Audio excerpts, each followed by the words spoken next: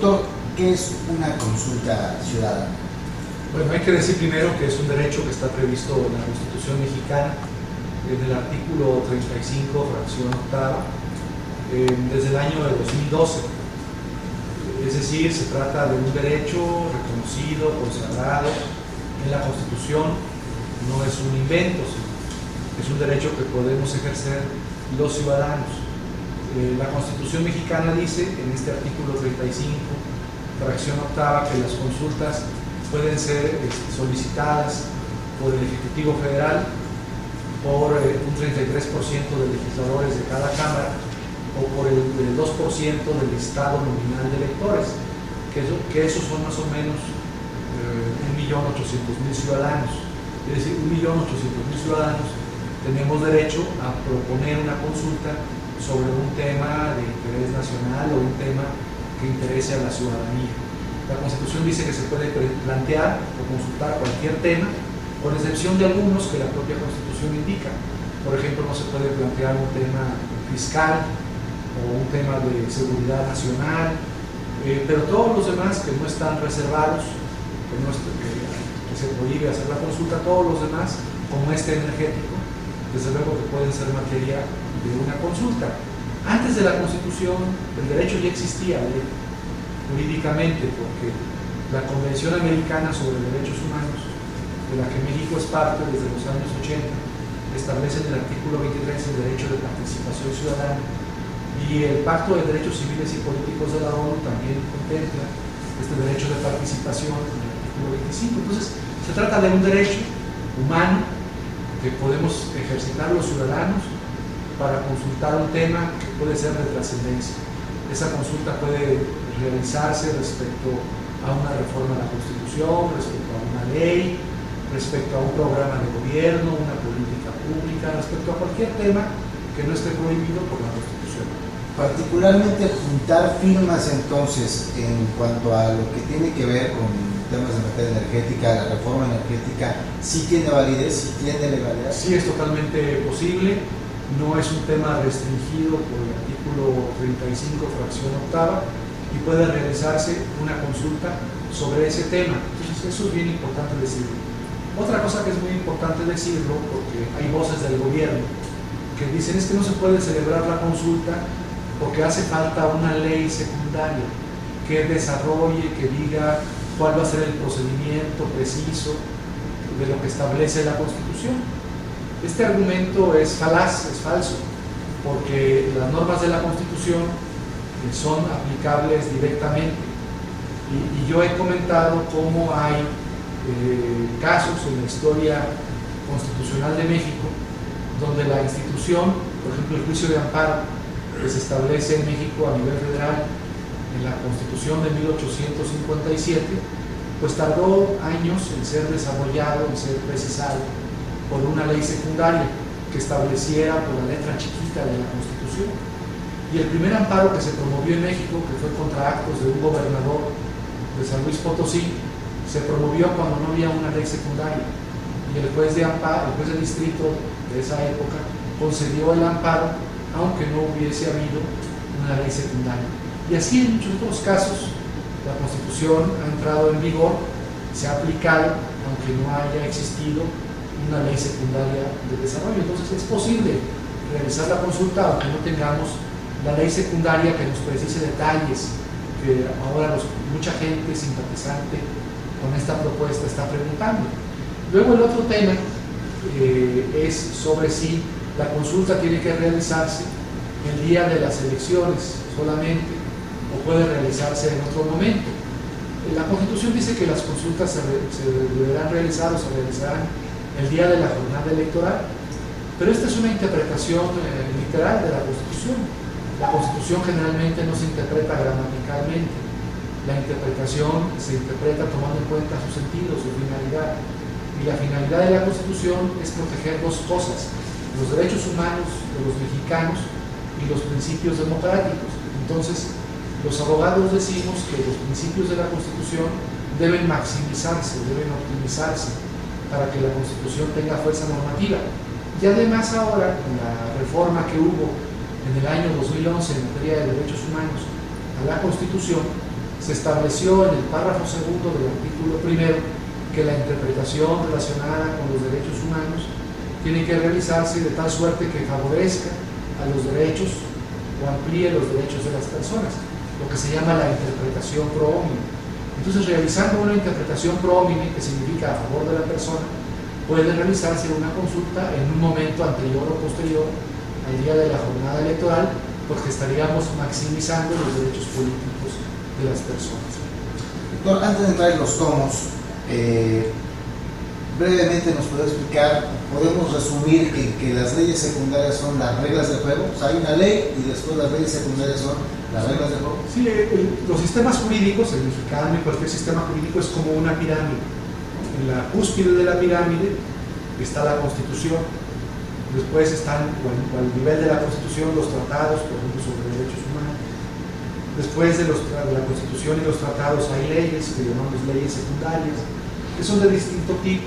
Unas leyes son orgánicas, cuando regulan por ejemplo, la Pemex, la ley orgánica del Pemex, la ley de petróleo es una ley orgánica, la ley de la UNAM es una ley orgánica. Hay distintos tipos de leyes secundarias. Esas leyes secundarias tienen por finalidad, pues, establecer el detalle de cómo se garantiza un derecho, cómo se organiza una institución, etc. Y después de las leyes, pues, están los reglamentos, acuerdos, normas generales, y al final están, pues, las sentencias, los actos jurídicos que regulan situaciones concretas. Así se organiza el sistema jurídico de cualquier país. Las leyes secundarias, desde luego, son útiles porque precisan procedimientos, pero de ahí a que sean útiles a decir, no puede haber una aplicación de la Constitución si no hay una ley secundaria, ahí está el error. Así pensaban los juristas franceses del siglo XIX. Pero en todo el mundo hoy en día se sabe que la Constitución tiene fuerza normativa directa, que no es necesaria la ley secundaria para que un derecho consagrado en la Constitución pueda realizarse. Entonces, la ley secundaria, en síntesis, es la letra chiquita, es la que establece, pues mira, la solicitud, preséntala así, con tinta negra, los cómo, las reglas, preséntala con tinta negra, con tinta azul, que el formato sea de tamaño media carta, que la foto, si hay foto, sea de frente, bueno, en este caso no va a haber foto, ¿no? Claro. Pon la letra de la credencial del lector, toda con mayúscula, la firma de este tipo, también abajo de la firma el nombre, en fin, esas cuestiones de detalle las organiza, las resuelve la ley secundaria. Para eso son las leyes secundarias. En este caso, ¿cómo tendría que ser esta consulta? ¿Se puede hacer electrónicamente, físicamente? ¿Cómo es? Sí, bueno, la Constitución, desgraciadamente, pues establece principios muy generales. Dice, la puede solicitar el presidente, el 33% de legisladores de una de las cámaras, el 2% de los ciudadanos inscritos en el estado nominal.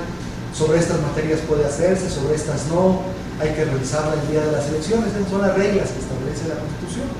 Como podemos darnos cuenta, pues no establece el cómo. Entonces, lo que tenemos que hacer cuando no hay en la Constitución una respuesta a esos cómo, pues tenemos que hacer alguna aplicación analógica. Por ejemplo, como el IFE, en este tipo de materias interviene, el IFE es el que tendría que organizar la consulta, según lo que establece el 35, fracción octava de la Constitución. Pues el IFE tendría que decir, el IFE tendría que establecer las reglas, el IFE seguramente tendría que decir los cómo. Una vez que se le solicite al IFE, oye IFE, organiza la consulta, pues el IFE tendría que aprobar acuerdos del Consejo General para establecer los cómo. El problema es que nosotros corremos el riesgo que nos digan, oye, presentaste mal las firmas porque iban con tinta roja y debieron haber sido con tinta azul o con tinta negra. Pero si aplicamos las reglas, por ejemplo, que en este momento hay en el IFE, para constituir nuevos partidos, pues lo que pide el IFE simplemente es que se haga un registro, que se levanten las firmas de las personas con la credencial de elector. Sí habla de la tinta azul y la tinta negra, que es la tinta que permite. Entonces, bueno, que sea con tinta azul o con tinta negra, la credencial de elector, ¿no? El nombre completo de la persona, tal como aparece en la credencial de elector, y hay que hacer esa recopilación. Sin embargo, las reglas del IFE también establecen que para constituir partidos, que por ejemplo haya una base de datos, ¿no? Una vez que la organización que quiere ser partido está recogiendo las firmas y está haciendo su levantamiento, hay una base de datos que también le sirve al IFE para verificar si el ciudadano que se afilia a un partido, a una organización que va a ser partido, está o no en el padrón, si no se afilió 2 veces. O sea, hay como 2 etapas: el levantamiento físico de la firma y del consentimiento del ciudadano, y después todo eso tiene que vaciarse en una base de datos. Ahora, ¿qué pasa si se solicitara directamente, que electrónicamente la gente se inscribiera? O sea, esto a mí me parece que podría hacerse, porque la finalidad de la norma es simplemente que se verifique que esa persona no está falseando su información, que existe esa persona, que está en el padrón, que no firmó 2 veces, sino solamente una vez, que vive en tal domicilio, etc.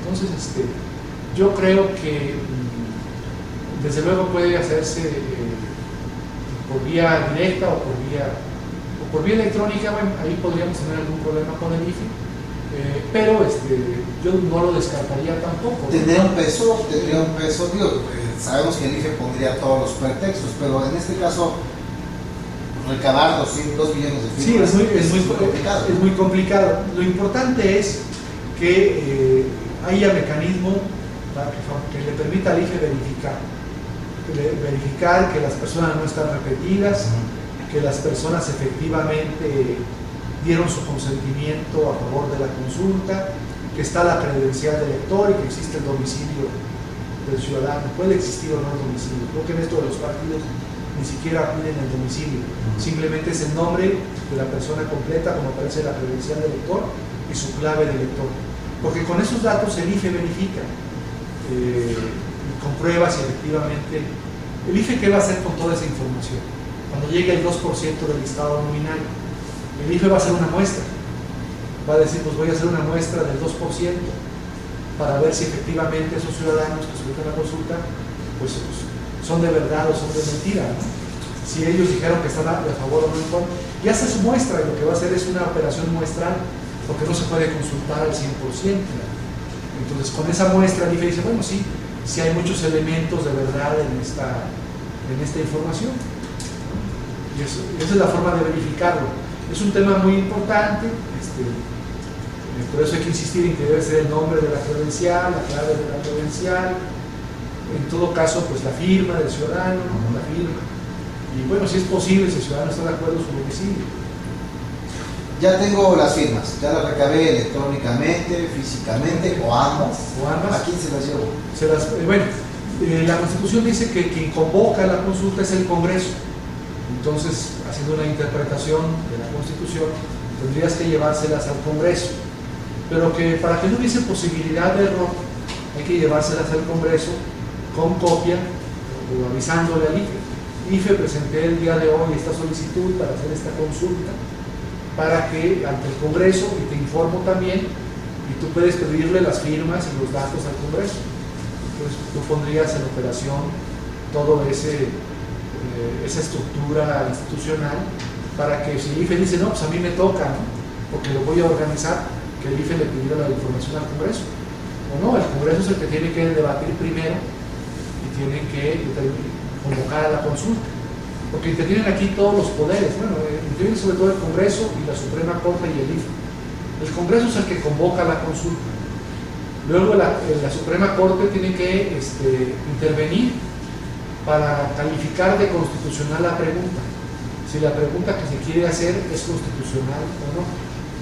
Entonces ya la Corte dice, sí es constitucional la pregunta. Entonces ya el IFE es el que organiza, verifica que sea un número del 2% de ciudadanos, organiza la consulta, después de la votación hace el recuento, proclama los resultados. La Constitución dice que si participa un 40% del padrón electoral, ese resultado será vinculante, será obligatorio, etc. Toda esa operación pues sí estaría prevista en la Constitución. Como última pregunta, doctor, vamos a pensar, para entender un poquito el término de vinculante, vamos a pensar que se juntaron las firmas 2%, los 2 millones de firmas, al referirse a ser vinculante, al alcanzar ese 40% cuando se vota la consulta. Ajá. Sí. Eso obliga ya a decir. Sí. Si es vinculante, significa que la autoridad del Estado, en este caso, como llamamos los abogados, el constituyente permanente, es decir, las dos cámaras y las legislaturas locales, están obligados a acatar lo que ha decidido el pueblo. Sí existe entonces esa posibilidad de echar abajo si hay de que no pase la si hay una participación masiva en la consulta, ya fue convocada la consulta, ya la Corte dijo que la pregunta es constitucional, ya el IFE verificó que sí se trata del 2% del estado nominal de firmas, se celebra la consulta, hay un día de votaciones, el IFE comprueba que participó más del 40% del padrón electoral, esa consulta es vinculante. Y no tiene que ser acatada por las autoridades correspondientes. Y no tiene que ser exclusivamente el día de las elecciones, puede ser antes o después. Sí, esa es mi interpretación, ¿no? La interpretación que yo creo para maximizar los derechos de participación política, si puede ser antes o después. Ahora, también puede ser el día de las elecciones, ¿no? Entonces también podría ser el día de las elecciones. Y claro, en ese caso, pues el PRI y el PAN tendrían que suspender, bueno, los que quieren la reforma, suspender la aprobación de la reforma y esperarse a ver lo que dice el pueblo, ¿no? O puede ser como dice el ingeniero Cárdenas, ¿no? Una vez aprobada, pues, con posterioridad a la aprobación, si el pueblo refrenda o no la consulta. También cabe esa posibilidad. O sea, caben distintas posibilidades. Hacerlo antes, pues para que no vayan a iniciar un procedimiento de reforma constitucional en el Congreso sin que tenga la aceptación social. Pueden hacerlo el día de la elección y tendrían que esperarse los que quieren la reforma a ver qué es lo que dice el pueblo, o puede ser después de la aprobación de la reforma como referéndum, para ver si el pueblo estuvo o no a favor, ¿no? En ese último supuesto, si el pueblo dice y participó más del 40% y si dice no, pues esa reforma constitucional queda sin efecto. Doctor, muchas gracias.